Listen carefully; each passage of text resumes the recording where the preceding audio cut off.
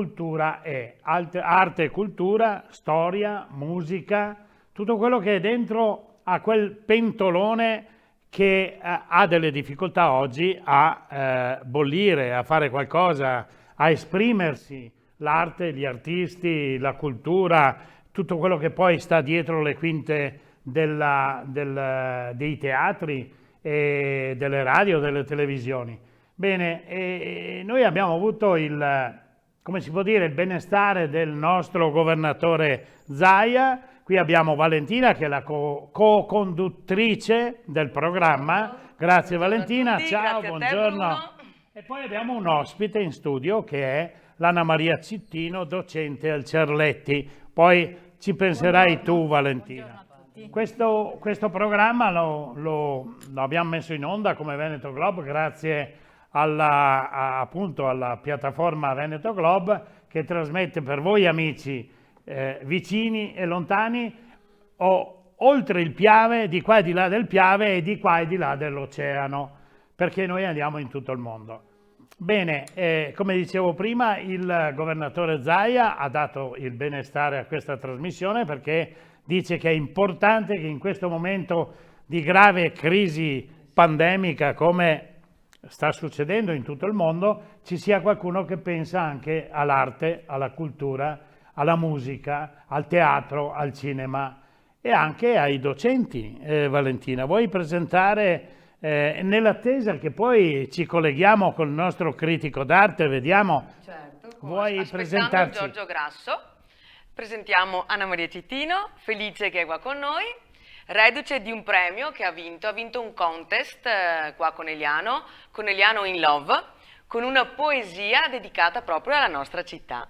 Io ti faccio ancora le congratulazioni, bravissima, bei versi, e poi la nostra Conegliano comunque merita sempre delle parole meravigliose. Io mi ricordo di Anna Maria tanti anni fa, qualche anno fa, l'avevo intervistata in radio, era mia ospite e scriveva delle poesie fantastiche. Comunque oggi sei qui come docente e vorrei sentirti parlare delle difficoltà degli studenti a seguire le lezioni, chi di presenza o chi da casa, proprio in funzione della tua funzione al Cerletti.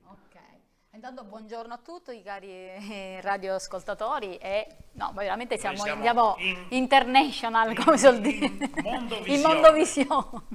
Sono simpatici sia Bruno che Valentina, che conosco da illo tempore, e sono felice insomma di essere qui tra questi due colossi, insomma. Mi fa piacere insomma che mi abbiano invitata, appunto anche perché in un certo qual senso appunto tra la poesia e l'essere appunto un insegnante, una docente al Cerletti, mi fa una domanda diciamo scottante, quella di Bruno Zanette.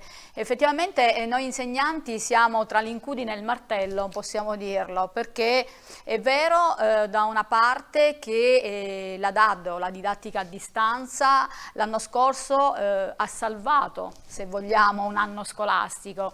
Ha un po' salvato l'anno scolastico. Quest'anno pensavamo di ricominciare in presenza e quindi ci siamo sforzati, diciamo il mio istituto, soprattutto il Cerletti, grazie anche alla valida collaborazione di tutti i docenti e non solo di Maria Grazia Morgan, insomma della nostra dirigente. Me la saluti quando la vedi. Hanno messo in atto tutta una macchina per poter far funzionare la scuola e quindi ci siamo affidati insomma in qualche modo. Ecco, però qualche, come possiamo dire, qualche problema gli studenti l'hanno avuto, cioè certo. È mancata la socialità, è mancato il contatto, è mancata la presenza. Certo, perché comunque io ripeto e ribadisco sempre che la scuola è presenza, la scuola è relazione, la scuola è stare a contatto con i ragazzi, cioè entrare in classe, guardare i ragazzi, fare una lezione in presenza, anche incoraggiarli in certi momenti, perché comunque vuoi o non vuoi a distanza è un rapporto molto più formale, un rapporto più freddo, anche se naturalmente e noi mettiamo tutto il nostro, diciamo, impegno per far sì che i ragazzi possano seguirci e stare naturalmente in contatto con noi, però è vero, io mi rendo conto che avendo anche il 50% solo dei ragazzi, quantomeno, ma anche i ragazzi sono contenti di venire a scuola, perché più di ogni altro loro hanno pagato il prezzo della relazione, il fatto di sentirsi un po' più comunque confinati, isolati, relegati, quindi anche tra le quattro mura domestiche, perché poi effettivamente questo è costato. La scuola poi è anche professionalità, fare insomma laboratori, la scuola quindi mette a disposizione per i giovani tante cose. Classi, diverse età, Sì. da cosa parti? Ma in generale, sinceramente un po' tutti i ragazzi, anche se io da diversi anni insegno al triennio, quindi ragazzi che vanno dai 17 fino ai 20 anni, ecco, più o meno. Però in generale sentendo anche ragazzi di altre classi o facendo delle supplenze, e naturalmente un po' tutti i ragazzi risentono di questa situazione. Poi si sa, magari qualcuno fa la battuta, professoressa, però almeno a casa sto nel mio lettino, non mi muovo, non mi alzo, non prendo la corriera, vabbè. Scusa, abbiamo in collegamento il dottor Grasso, lo storico d'arte. Pronto? Buongiorno Giorgio. Buongiorno a tutti. Buongiorno. Come va? Buongiorno. Ma siamo qui fermi, bloccati dai decreti vari e comunque qualcosa facciamo. Ma senti, naturalmente Valentina ti avrà spiegato qual è la funzione di questa trasmissione, è quella di sostenere e sollevare il morale a quelle categorie tipo i musicisti, gli artisti, anche i professori, perché anche loro sono artisti naturalmente nel loro settore, e per dar voce anche a queste categorie. Adesso i professori sono un'altra categoria, ma per quanto riguarda gli artisti, e i professori non lo sono, il loro ruolo è fondamentale in questo momento, perché hanno una funzione. Il fatto di avere questo dono, di saper creare delle opere d'arte visive o delle musiche, serve per dare forza alle emozioni delle persone che hanno perso queste emozioni per colpa della situazione. Quindi certo, in questo momento, ancora più che prima, è fondamentale l'attività degli artisti, siano essi pittori, musicisti, è fondamentale, quindi loro non si devono fermare, perché la loro attività è fondamentale per l'umanità. Senza arte, senza emozione estetica non si può vivere, neanche nel mondo perfetto potrebbe esistere la mancanza di arte e di emozione. Quindi un appello che io ho sempre rivolto tramite Facebook, tramite i social network, ma anche tramite Sky a tutti gli artisti è quello di lavorare ancora di più. C'è il lockdown, si deve lavorare ancora di più per dare la possibilità al popolo e al pubblico e agli appassionati e a coloro che vogliono avvicinarsi all'arte di vivere ancora di più l'arte in questo momento. Ecco, noi ti abbiamo voluto come ospite collegato oggi proprio perché avevamo in studio la professoressa Anna Maria Cittino, che oltretutto mi sembra siciliana come te, sei Io sono qui. di Vittoria, Di dov'è lei? Oh, ragazzi, avete invaso il nord qui voi, No, ma non c'è dubbio, non c'è dubbio. Ah, non c'è dubbio, non c'è proprio dubbio. Un'invasione buona però. Torniamo sul serio. Torniamo sul serio. L'Anna Maria non è solo una docente, è un'artista anche lei, una poetessa. Infatti stavo arrivando a questo. Bene. Essendo Anna Maria una scrittrice, poetessa, e ultimamente avendo vinto un contest qui a Conegliano, abbiamo detto chi meglio di Giorgio Grasso a giudicare questa artista. Adesso te lo racconta il premio, vai. Bene, sentiamo. Sentiamo, sì, no, quest'anno c'è stato un contest a Conegliano che si intitolava Conegliano in Love. Bisognava scrivere un testo o comunque una poesia su questa città, racchiudendo quelli che sono gli aspetti più belli, significativi di questa cittadina, no? Che è adagiata su queste colline. Io poi diciamo che da quando avevo 16 anni che scrivo poesie, ho pubblicato tanti libri e quindi mi sono cimentata nello scrivere questo testo e con mia sorpresa insomma sono arrivata al primo posto e quindi ho vinto la lettera, il testo più bello scritto per la città di Conegliano. Brava, io condivido comunque il suo discorso. Tra l'altro io sono una promotrice dell'arte, nel senso che io i miei alunni li ho sempre portati in giro per musei, per mostre, per visite di città d'arte. Ho fatto girare tutte le città d'Italia perché penso, come giustamente dice lei, dottore, l'arte è bellezza, l'arte dà armonia, dà gioia. E io anche durante, come diceva lei, il lockdown, io recitavo e quindi recitavo le mie poesie online abbiamo fatto anche dei contest con vari poeti, ci siamo ritrovati perché l'arte non deve fermarsi, anche in questi momenti in cui...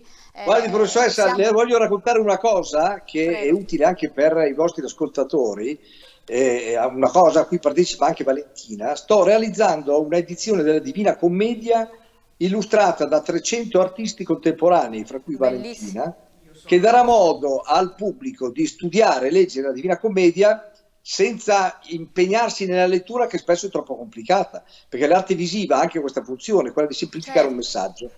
Quindi nelle mostre che noi faremo il pubblico entrerà e solo guardando le opere leggerà tutta la Divina Commedia, perché vede, nessuno ha mai letto la Divina Commedia, salvo noi quando andavamo a scuola o qualche esame universitario.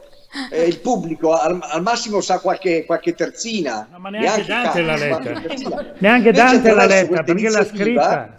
Il pubblico vedrà tutte le opere che rappresentano tutte le terzine della Divina Commedia, quindi sarà una cosa bellissima. No, veramente io sono fiera e ringrazio tanto Giorgio Grasso per avermi selezionata, per avermi fatto partecipare a questo progetto. Ecco, Valentina ad esempio ha fatto Lucifero, lei ha fatto Lucifero ad esempio, ha rappresentato Lucifero, io ho rappresentato quindi Lucifero. Una rappresentazione impressionante, fatta molto bene, complimenti. Grazie, ho portato il canto 34 dell'Inferno, insomma.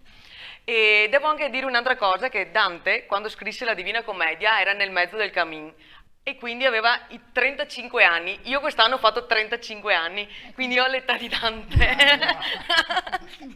Però tu non sei nel mezzo del cammin, sei a un terzo, Sono nel mezzo del cammino della mia vita, mi ritrovai per una... Sei a un terzo, non al mezzo, sei a un terzo. Sì, la pandemia, mi ritrovai in mezzo alla pandemia, Giorgio.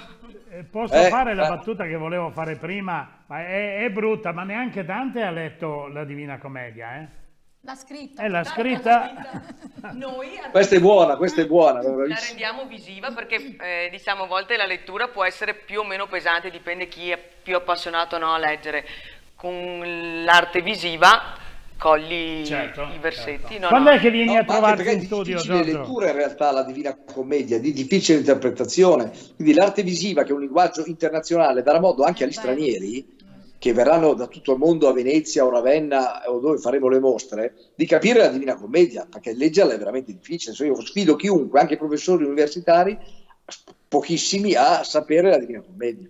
Sì, sono d'accordo. In realtà, per esempio, a Piacenza, al Museo della Poesia, tra l'altro, il 21 settembre ci siamo posti per leggere i canti di Dante, perché proprio quest'anno appunto sono i 700 anni di Dante, quindi... Invitatemi, perché io abito vicino a Piacenza. In auge.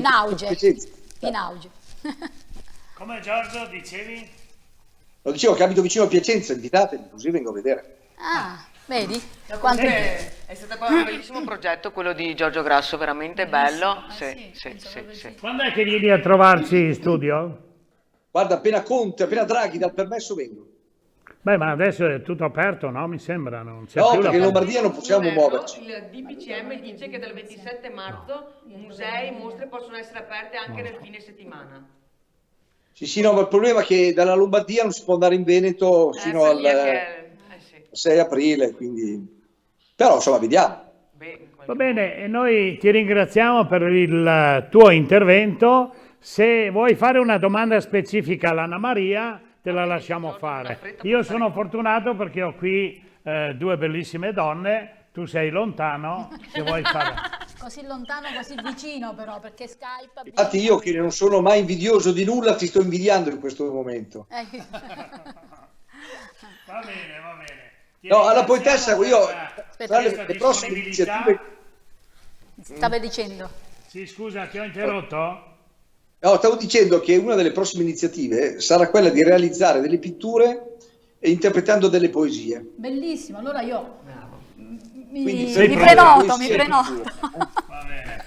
La cosa bella di Giorgio è che comunque le esposizioni che fa sono comunque gratuite per gli artisti.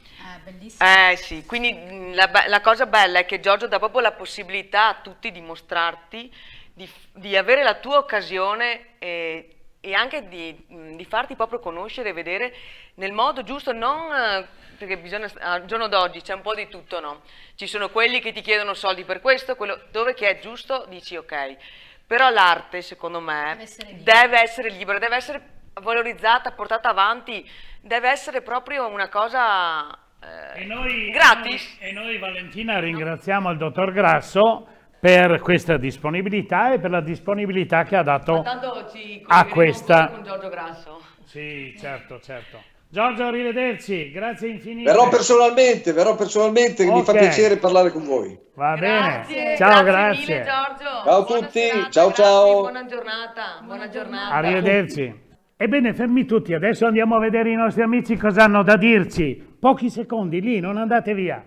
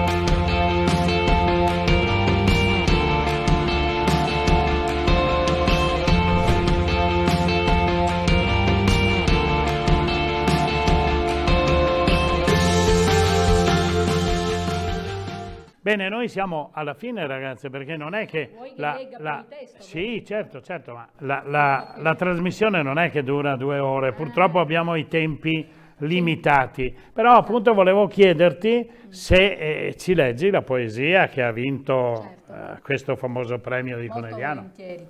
Vai. Molto volentieri. Allora, Conegliano. Adagiata su ridenti colline, variopinte di primula in fiore, un venticello accarezza lieve le cime dispettose dei tuoi alberi alteri, viti cariche di acini, grondanti grappoli di violetta uva, tralci che si intrecciano come caldi abbracci.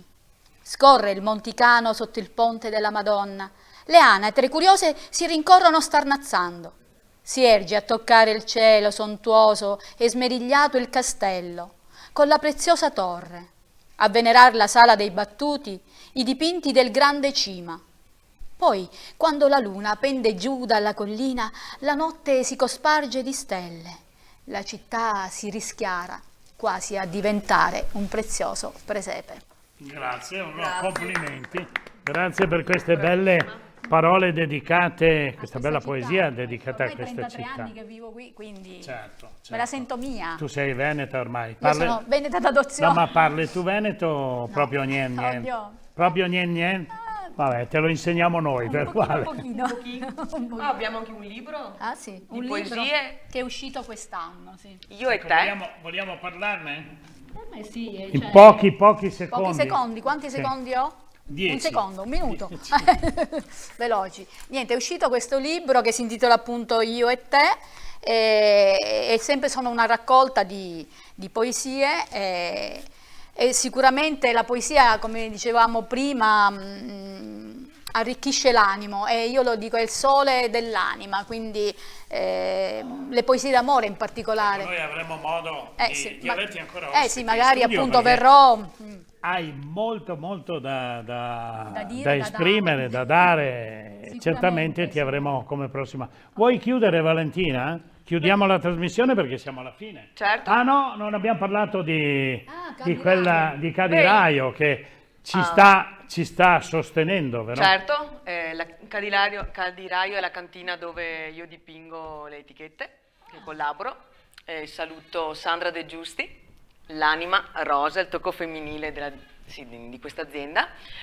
2 bottiglie abbiamo lì, abbiamo il Raboso del Piave e il Prosecco Rosé. E con questo poi e facciamo con un questo, brindisi. benissimo, perché ci sta. Bene, grazie ragazzi, Grazie ai a voi, nostri. grazie per essere Buona stati giornata. con noi, buona giornata e alla prossima. A presto. Ciao, arrivederci. Ciao.